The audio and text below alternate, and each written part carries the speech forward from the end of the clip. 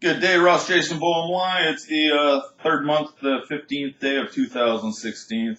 Bottom corner of my computer. It's 12:45 p.m. on Wednesday. Well, INVEGA update. INVEGA update is about the same. Nothing's really changed. Sitting at about a 250, 260. Doctor says last time I went up or down, 10 pounds, which I don't think so. Just went to 7-Eleven and back. Feel really obese, off-center, overweight. Loss of breath. I feel uncomfortable. Legs are weak. No testosterone level still. Penis is still real small. Erection, maybe 3 inches if I'm lucky. So a lack of blood. No testosterone. Blood doesn't produce in the body. All Wicca stuff said. There's supposed to be a circulation system. 5 liters or 8 liters or ounces of or pints in the body. You have to look that up yourself on circulatory system on Wicca or Google it. INVEGA, same thing. Man boobs, fat, or gynecomastia. Got to get rid of it. No way to get rid of it. No energy to do nothing. Pick up my weights once in a while. Do a quick set. No time to do an hour of workouts. Just get tired to do so. No motivation. Some days 3-4 hours of sleep, then wake up. Not enough. Side effects other than that, who knows? It's not all on the INVEGA side effects page at all, such as what I said about sex drive and penis and testosterone levels being dropped. So they have to change it on that according to the FDA and all that kind of stuff. That's ignorant they don't have that. And say how much harm it does to a man and deny it ever being given to another man in society as well. Because it's quite ignorant to fuck up a man's brain, give him a chemical lobotomy that you can't reverse, so they have no empathy and no love and joy or feelings in life and lose their testosterone level. That's an act against humanity, an intent to harm, knowing that you're trying to kill somebody's manhood, human dignity, taking away their lives so they can't have the right to move around and get upright and walk for 8 hours anymore, 10 hours, and look for a job or stand up and do a job.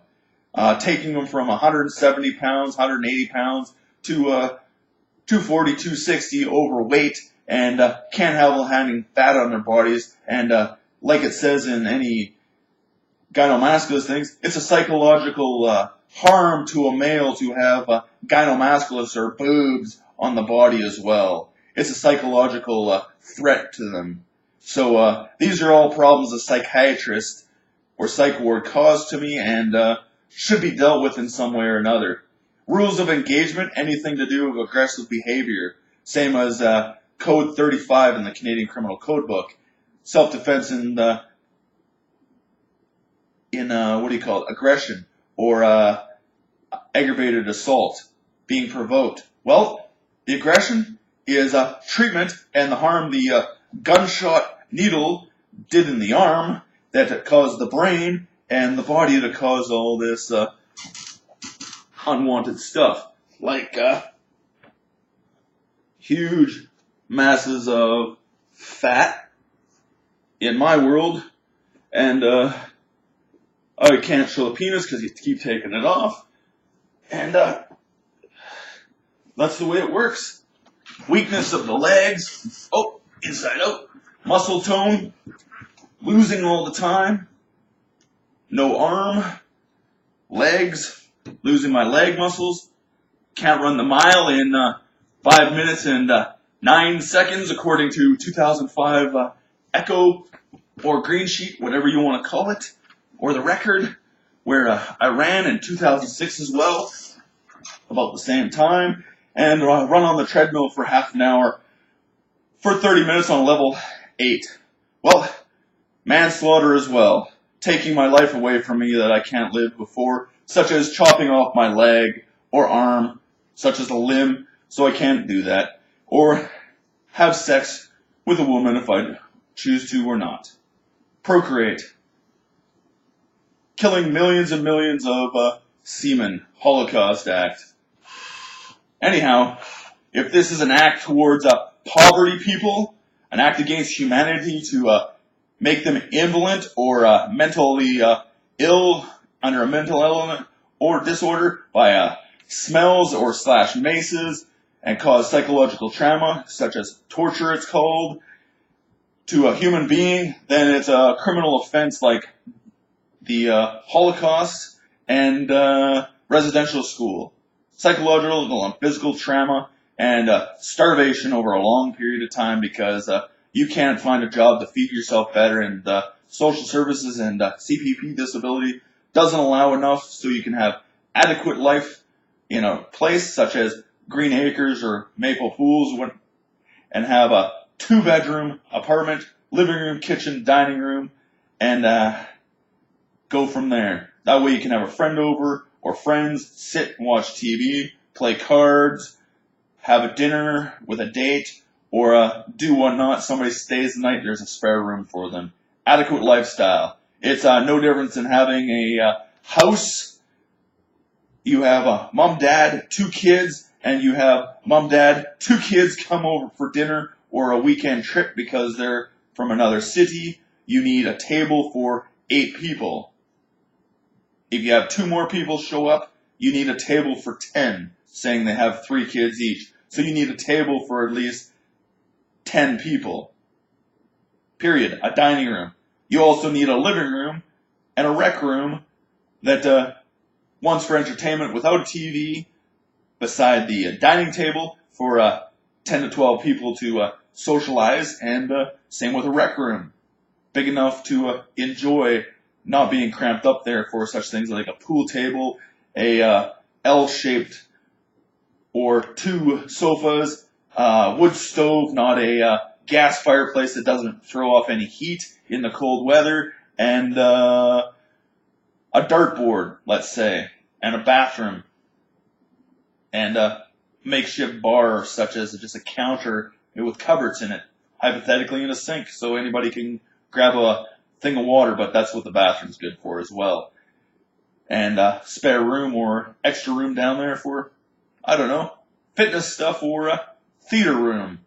So up to 12 people can watch a theater in their house because they don't want to go to a theater and have somebody breathe down their neck, drop stuff on their neck, or bump into them because there's too crowded a seat because they're too close together.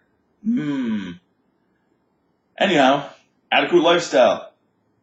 You have, as well, you have mom and dad, 2 kids, and mom and dad from both sides of the family show up, and brothers and sisters for Christmas.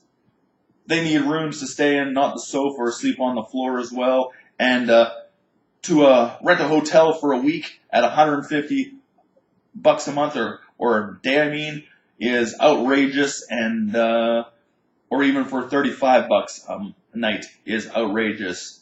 Just to come over and have dinner, then leave, and then go sleep somewhere where a motel is. We don't need motels. Do we need restaurants too? So we can go out and eat every once in a while? Yeah, it's a little dignity. Human dignity is everything about a human being male or female by the DNA, by having the right hormones in their body so they can live an adequate lifestyle, and human rights. The right to have a job, self-defense, a family, proper health care. We're entitled to everything in life that a prisoner is entitled to if they want to human control, traffic us, and control our lives by saying we cannot have this or that, being credit, loans, and an education in university, or enter a job of a military or the RCMP, saying you don't have the right education to move forward. Education is supposed to be free.